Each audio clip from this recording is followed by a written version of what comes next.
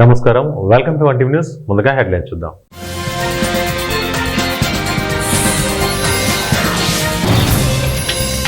భూమిపై ఎక్కడికైనా గంటలో డెలివరీ. ప్రపంచంలోని మొట్టమొదటి రోదసి బట్వాడా నౌక.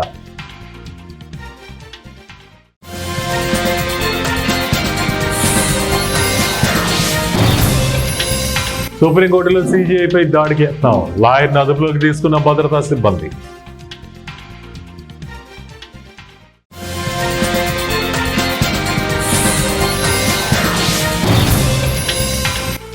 ఇరవై 27 రోజుల్లోనే ప్రధాని రాజీనామా. ఫ్రాన్స్ లో మరో సంక్షోభం.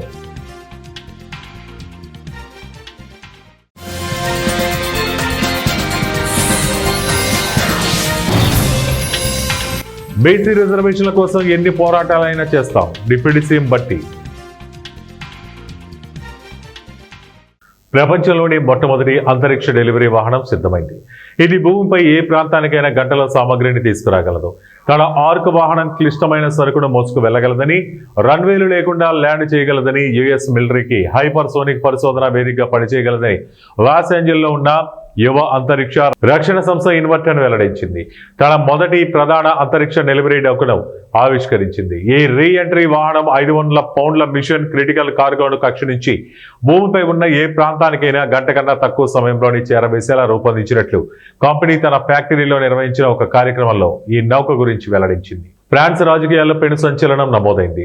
ప్రధాని సెబాస్టియన్ లెకార్నో ఇవాళ అనూహ్య పరిణామాల మధ్య తన పదవికి రాజీనామా సమర్పించారు. ప్రధాని పదవిని చేపట్టిన 27 రోజుల్లోనే ఆయన తప్పుకున్నారు. దీంతో ఈ వ్యవహారం ఫ్రాన్స్ తో పాటు అంతర్జాతీయంగా చర్చనీయాంశమవుతుంది. అయితే సెబాస్టియన్ ఇలా 27 రోజుల్లోనే ప్రధాని పదవి నుంచి తప్పుకోవడానికి దారితీసిన కారణాలేంటో ఓసారి చూద్దాం. సెప్టెంబర్ 9న సెబాస్టియన్ ప్రధాని పదవి చేపట్టారు. అయితే తాజాగా ఆయన తన క్యాబినెట్ విస్తరించారు. అందులో ఆయన క్యాబినెట్ సహచరులపై తీవ్ర విమర్శలు వచ్చాయి. మిత్రపక్షాలతో పాటు సన్నిహితులు ప్రభుత్వాన్ని కూలుస్తామని హెచ్చరించడంతో చేసేది లేక ప్రధాని సెబాస్టియన్ పదవి నుంచి తప్పుకున్నారు. అధ్యక్షుడు ఇమ్మాన్యుయల్ మ్యాక్రాన్ కు సన్నిహితుడైన మ్యాక్రాన్ నిన్న క్యాబినెట్ విస్తరణ చేశారు. ఇవాళ మధ్యాహ్నం తొలి క్యాబినెట్ భేటీ నిర్వహించాల్సి ఉంది. ఆలోపే సెబాస్టియన్ ప్రధాని పదవి నుంచి తప్పుకున్నారు. సుప్రీంకోర్టులో సీజీఐ బీఆర్ గవాయ్పై ఓ లాయర్ దాడికి యత్నించారు. కేసు విచారిస్తుండగా డయాస్ వద్దకు వెళ్లి షూ తీసి ఆయనపై విసిరేందుకు ప్రయత్నించారు. భద్రతా సిబ్బంది వెంటనే అడ్డుకుని ఆయనను బయటికి లాక్కెళ్లారు. ఈ క్రమంలో ఆయన సనాతన ధర్మాన్ని కించపరిచారని, వదిలిపెట్టమని బిగ్గరగారిచారు. దీనిపై సీజీఐ స్పందిస్తూ మిగతా లాయర్లను తమ వాదనలు వినిపించండి, ఇలాంటివి నన్ను ప్రభావితం చేయవని వ్యాఖ్యానించారు. బీసీ రిజర్వేషన్ల విషయంలో తమ ప్రభుత్వం ఎన్ని పోరాటాలు చేయడానికైనా సిద్ధమని తెలంగాణ డిప్యూటీ సీఎం భట్టి విక్రమార్క తెలిపారు. బీసీలకు 42% రిజర్వేషన్ కల్పించడానికి తాము కట్టుబడి ఉన్నామని తెలిపారు. వీటికి వ్యతిరేకంగా దాఖలైన పిటిషన్ను సుప్రీంకోర్టు తిరస్కరించడం శుభపరిణామమని ఆయన చెప్పారు. అత్యున్నత న్యాయస్థానం తీర్పును తాము స్వాగతిస్తున్నట్లు పేర్కొన్నారు. ఎన్ని పోరాటాలు చేసినా రిజర్వేషన్లు సాధిస్తామని, ఇప్పటికే 3 చట్టాలు, ఒక జీవో, ఒక ఆర్డినెన్స్ తెచ్చామని గుర్తు చేశారు. ఢిల్లీలో కూడా ధర్నా చేశామని, రాష్ట్రపతి అపాయింట్మెంట్ కోరితే ఇవ్వలేదని గుర్తు చేశారు. సుప్రీంకోర్టులో జరిగిన వాదనలో తెలంగాణ ప్రభుత్వం తరపున బలమైన వాదనలు వినిపించామని చెప్పారు. పీజీఆర్ఎస్ లో సమర్పించిన అర్జీల పరిష్కారానికి అధికారులు ప్రత్యేక చొరవ చూపాలని ఉమ్మడి పశ్చిమ గోదావరి జిల్లా కలెక్టర్ సెల్వి అధికారులను ఆదేశించారు. ఏలూరులోని కలెక్టరేట్ గోదావరి సమావేశ మందిరంలో జిల్లా స్థాయి ప్రజా సమస్యల పరిష్కార వేదిక కార్యక్రమాన్ని జిల్లా కలెక్టర్ అధికారులతో నిర్వహించారు. జిల్లా రెవెన్యూ అధికారి Visweswara Rao, RDO Achyuta Ambarish, DRDA PD Vijaya Raju, special deputy collector Janaki Devi అర్జీలు స్వీకరించారు.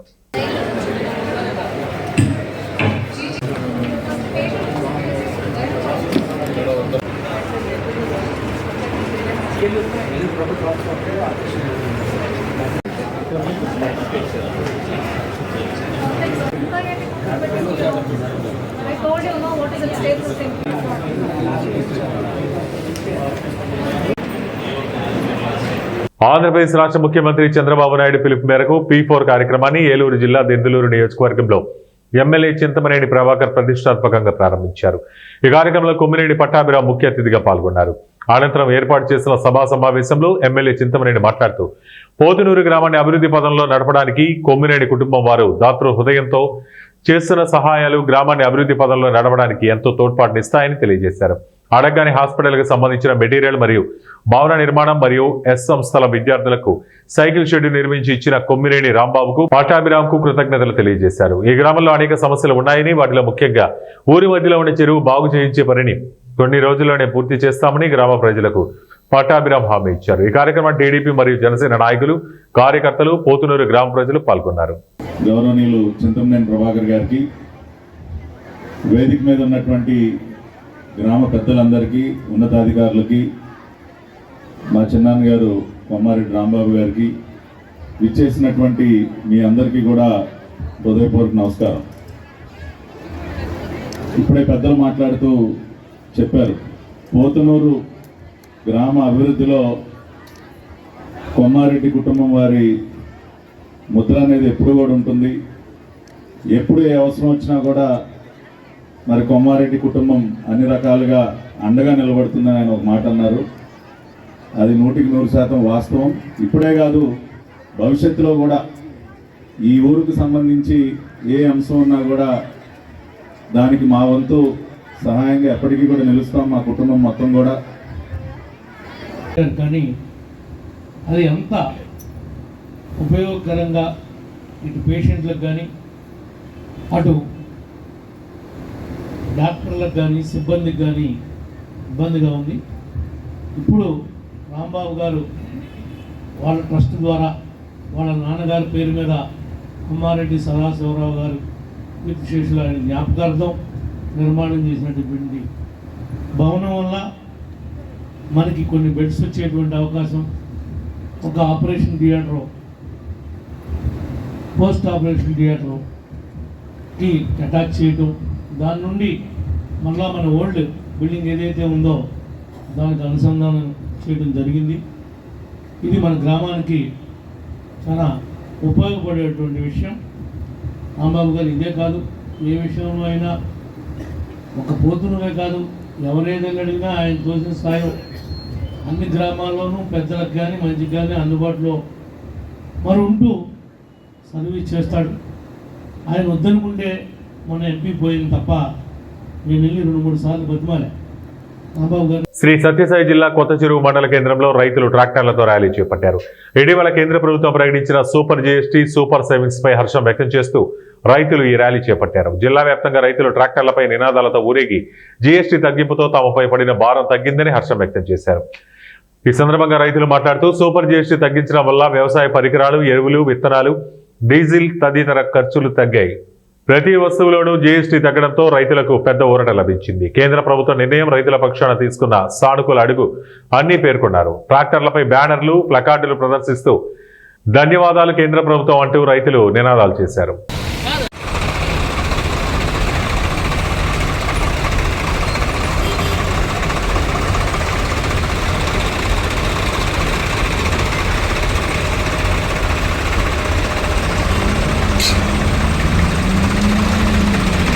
సూపర్ జిఎస్టీ, సూపర్ సేవింగ్స్ కార్యక్రమంలో భాగంగా, అవగాహన కార్యక్రమంలో భాగంగా రేపు అన్ని ఉన్నత కర్నూలు జిల్లా మదిగెర మండలం మెరవల్లిలో 73 మంది ఆటో డ్రైవర్లకు 15,000 రూపాయలు అకౌంట్లో వేయడం జరిగిందని, ఈ సందర్భంగా ఆటో డ్రైవర్లు ఎన్టీఆర్ విగ్రహానికి పాలాభిషేకం చేస్తూ పూలమాల వేసి నివాళులర్పించారు. ఫీల్డ్ అసిస్టెంట్ రాము మాట్లాడుతూ రాష్ట్రంలో ఆటో డ్రైవర్లకు 15,000 ఇవ్వడంతో ముఖ్యమంత్రి చంద్రబాబు నాయుడు, ఉప ముఖ్యమంత్రి పవన్ కళ్యాణ్ కి, లోకేష్ కి కృతజ్ఞతలు తెలిపారు.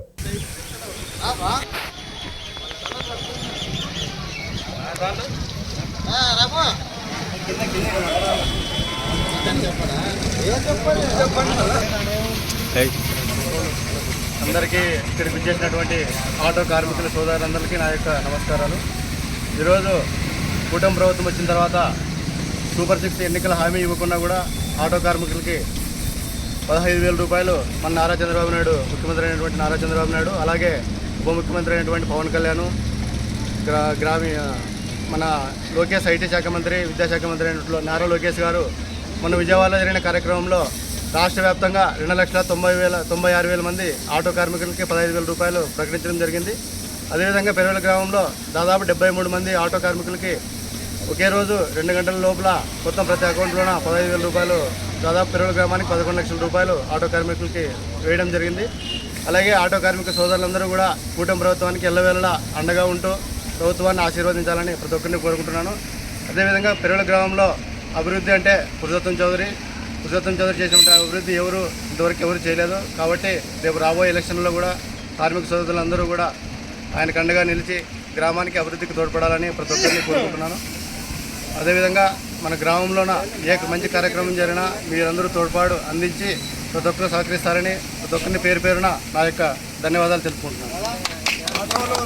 ఆటో కార్మికులందరికీ గవర్నర్ చంద్రబాబు నాయుడు గారు 15,000 ఆర్థిక సాయం చేశారు.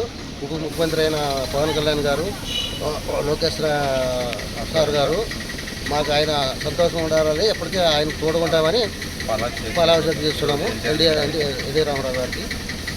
కడపలో అక్టోబర్ 16న జరిగే రాయలసీమ సదస్సును జయప్రదం చేయాలని సిపిఎంఎల్ లిబరేషన్ రాష్ట్ర కార్యదర్శి బొగతా బంగారావు పిలుపునిచ్చారు. డిసెంబర్ 6, 7 తేదీల్లో భారత కమ్యూనిస్టు పార్టీ సిపిఎంఎల్ లిబరేషన్ రాష్ట్ర 9వ మహాసభలు జరుగుతున్న నేపథ్యంలో ఈ నెల 16వ తేదీన రాయలసీమ 8 జిల్లాలతో కూడిన సమావేశం స్థానిక ప్రెస్ క్లబ్లో జరుగుతుందని, ఈ సమావేశానికి పొలిట్ బ్యూరో సభ్యులు, రాష్ట్ర ఇన్ఛార్జ్ శంకర్ హాజరవుతున్నారన్నారు. ఈ సమావేశాన్ని జయప్రదం చేయాలని సిపిఎంఎల్ లిబరేషన్ రాష్ట్ర కార్యదర్శి బి బంగారావు, జిల్లా కార్యదర్శి ఓబైలు పిలుపునిచ్చారు. ఈ సందర్భంగా స్థానిక ప్రెస్ క్లబ్లో జరిగిన సమావేశంలో వారు మాట్లాడుతూ ప్రజలందరి ఖాతాల 15 లక్షల రూపాయల నల్లధనం తెచ్చి జమ చేస్తానని, సంవత్సరానికి 2 కోట్ల ఉద్యోగాలు కల్పిస్తానని, యువతకు ఆశలు రేపి బేటీ బచావో బేటీ పడావో అని మహిళలను ఆకర్షించి ప్రతి ఒక్కరికి పక్కా ఇల్లు అనే అధికారంలోకి వచ్చిన బీజేపీ ప్రభుత్వం ఇచ్చిన వాగ్దానాలన్నీ బూటకమని రుజువయ్యాయన్నారు. దేశంలో నిరుద్యోగం రాజ్యం వెళుతోంది. దీని ప్రజా వ్యతిరేక విధానాల వలనే ప్రజలకు ఉపాధి కరువవుతుందన్నారు.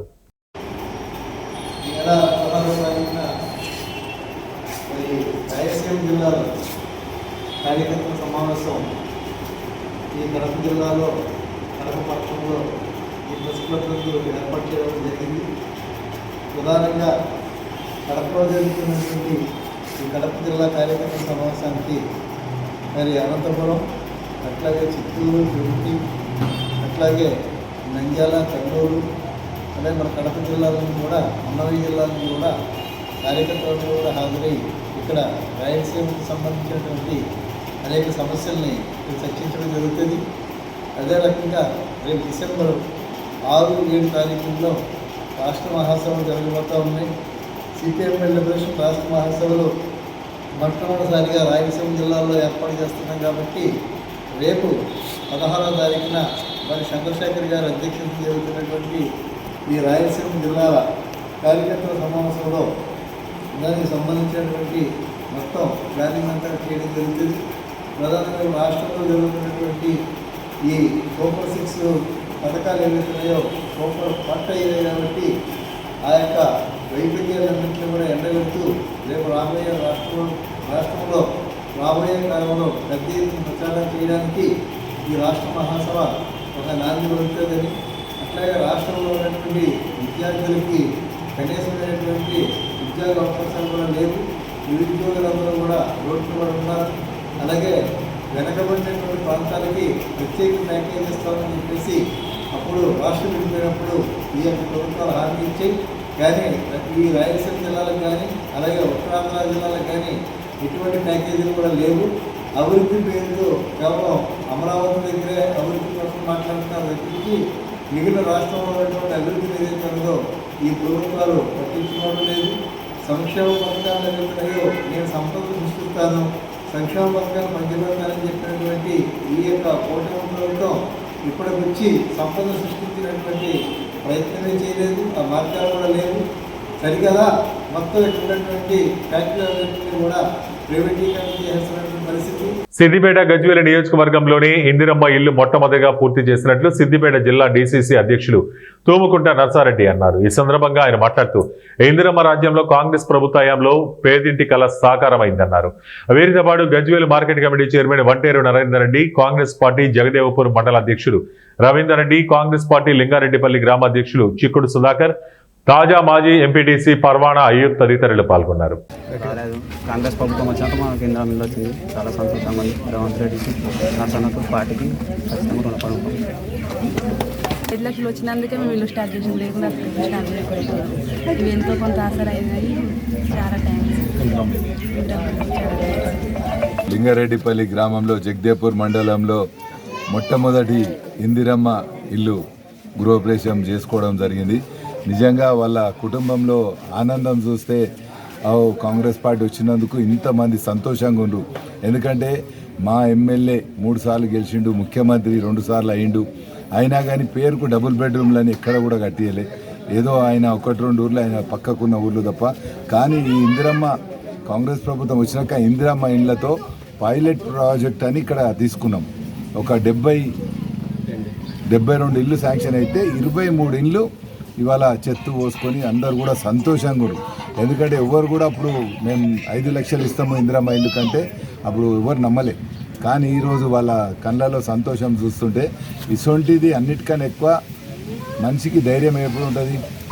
మా ఇందిరాగాంధీ చెప్తుండే ఏమని అప్పుడు ఒక స్లోగన్ ఉండే కాదు అది ఏంది అని మనిషికి కావాల్సింది అన్నిటికన్నా ముఖ్యం రోటీ కపడా और మకాన్. మా ఇందిరాగాంధీ స్లోగన్ రోటీ కపడా और మకాన్. రోటీ కపడా వాళ్ళు ఎట్లనో అట్లా సంపాదించుకుంటారు చేసుకుంటారు, కానీ మకాన్ అనేది కట్టుకోవాలి ఇల్లు అంటే వాళ్ళకి ఎవరో ఆసరు ఉండాలి, ప్రభుత్వం ఆసరు కావాలి ఆలోచనతో ఇందిరాగాంధీ పేరు మీద ఇవాళ ఇందిరమ్మ ఇళ్ళని పెట్టుకొని వాళ్ళకి ఆసరైనాం. కానీ ఇట్లా ప్రతి గ్రామంలో కూడా గజ్వేల్ తాలూకాలనే కాదు సిద్దిపేట జిల్లాలనే కాదు మన రాష్ట్రంలో కూడా ఇందిరమ్మ. హైదరాబాద్ కంచర్బాగ్ పోలీస్ స్టేషన్ పరిధిలో దారుణ ఘటన చోటు చేసుకుంది. ఆర్థిక లావాదేవీల నేపథ్యంలో యువకుడిపై హత్యాయత్నం జరిగింది. కంచర్బాగ్ ఇన్స్పెక్టర్ వై కమల్ కుమార్ మీడియాకు తెలిపిన వివరాల ప్రకారం అక్టోబర్ 4న గంటల ఓవైసీ స్కూల్ సమీపంలో షేక్ సైఫ్ అనే యువకుడిని తాహిర్ బిన్ అబ్దుల్లా భారద్వాజ్ కత్తితో దాడి చేశాడు. గొంతు భుజం భాగంలో తీవ్ర గాయాలు కావడంతో సైఫ్ను ఓవైసీ ఆసుపత్రికి తరలించారు. పోలీసులు నిందితుడిని గుర్తించి ఉదయం శివలానగర్ డబుల్ బెడ్రూమ్ల వద్ద అరెస్టు చేశారు. ఘటనలో ఉపయోగించిన కత్తి, యాక్టివా వాహనాన్ని స్వాధీనం చేసుకున్నారు. 4th రోజు సాయంత్రం 5 o'clockకి షేక్ సైఫ్ అనే వ్యక్తి పైన అక్యూజ్డ్ తాహిర్ బిన్ అబ్దుల్లా బావాజీర్ అనే వ్యక్తి అటాక్ చేశారు. అటెంప్ట్ టు మర్డర్ అటాక్ చేశారు.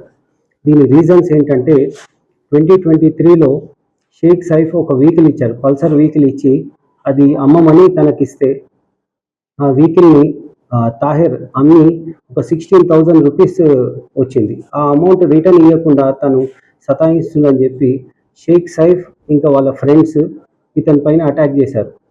హఫీజ్ బాబా నగర్లో అటాక్ చేసినప్పుడు ఇంతకుముందు మన దగ్గర ఎఫ్ఐఆర్ కూడా అయింది 2023లో. మళ్ళీ తర్వాత ఫ్రెండ్స్ అంతా మాట్లాడుకొని మళ్ళీ అదే 2 months తర్వాత మళ్ళీ కాంప్రమైజ్ అయిపోయారు. మళ్ళీ ఇది మైండ్లో పెట్టుకున్నాడు.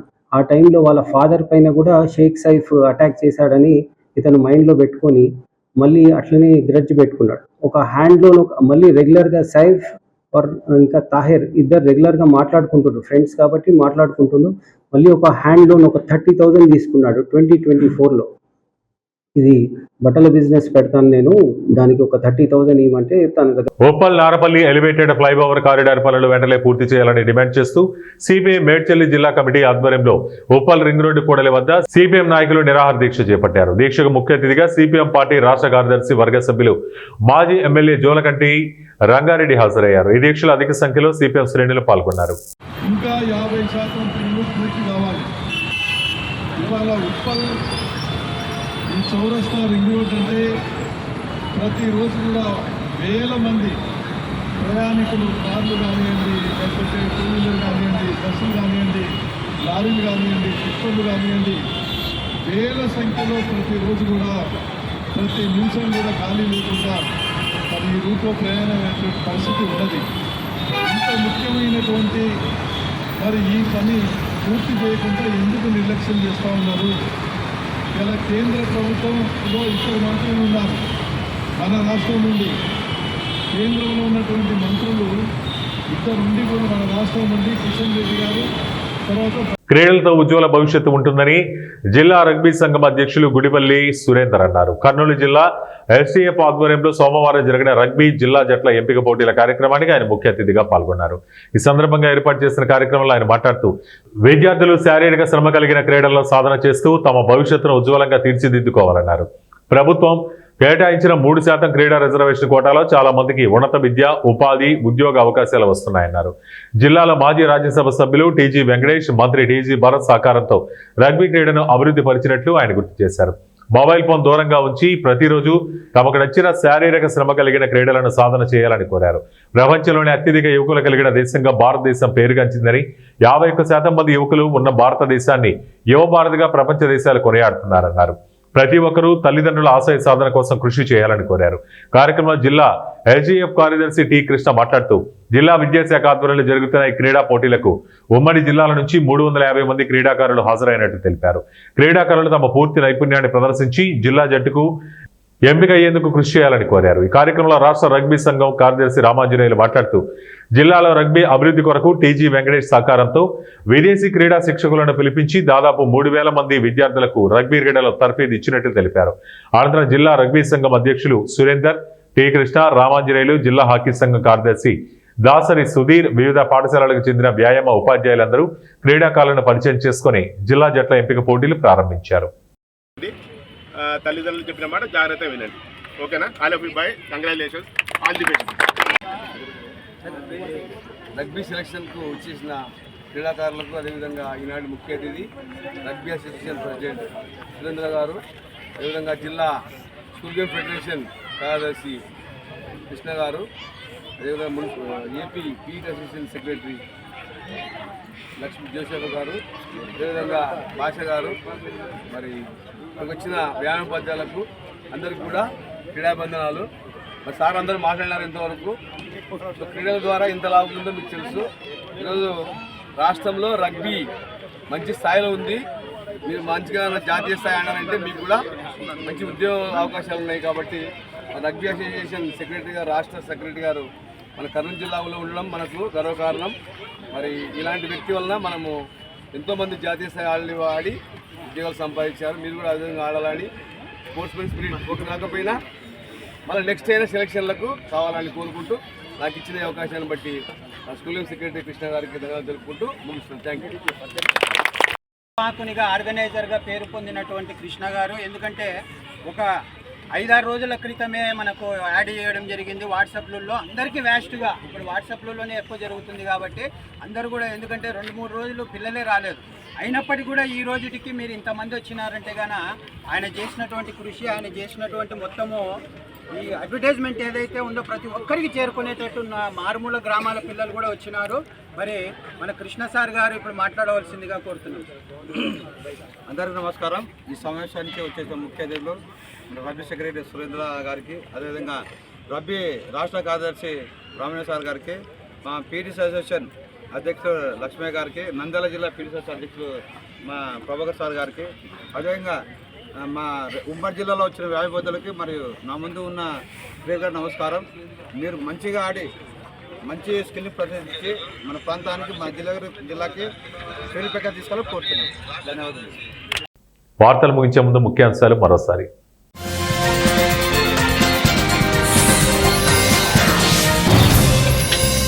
భూమిపై ఎక్కడికైనా గంటలో డెలివరీ. ప్రపంచంలోనే మొట్టమొదటి రోదసి బట్వాడా నౌక.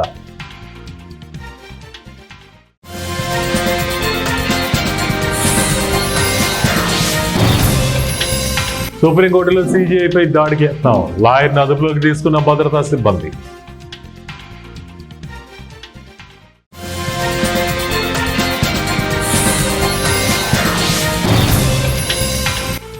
ఇరవై 27 రోజుల్లోనే ప్రధాని రాజీనామా. ఫ్రాన్స్లో మరో సంక్షోభం.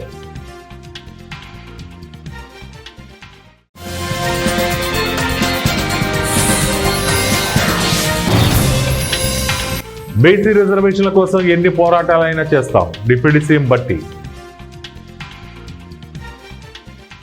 ఇవే ఇప్పటి వరకు ఉన్న బులెటిన్ అప్డేట్స్. మరిన్ని అప్డేట్స్ కోసం చూస్తూనే ఉండండి 1 టీవీ న్యూస్.